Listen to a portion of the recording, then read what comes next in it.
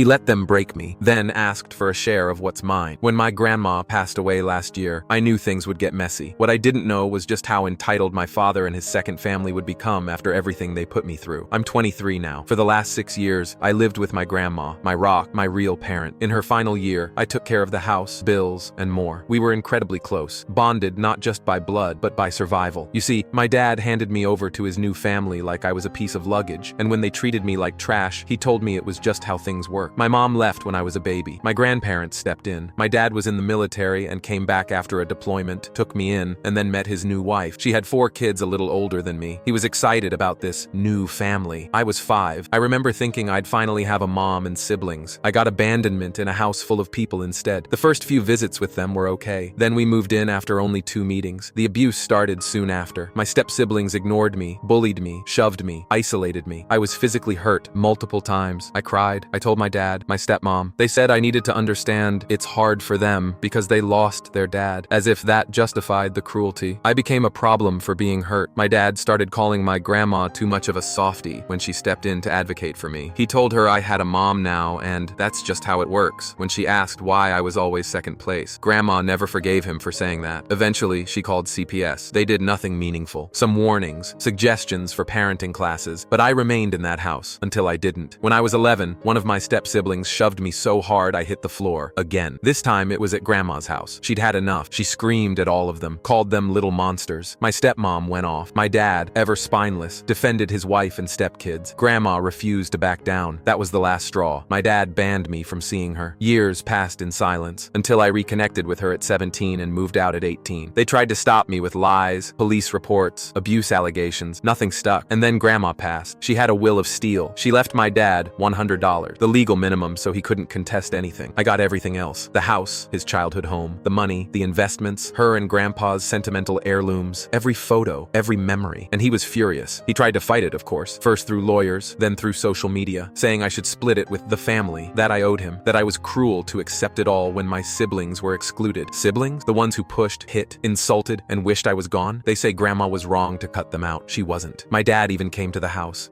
he abandoned me in, the house he thought he could reclaim through guilt or intimidation. I didn't open the door. I didn't need to. He gave up his place in my life years ago, and now I have what Grandma wanted me to have: peace.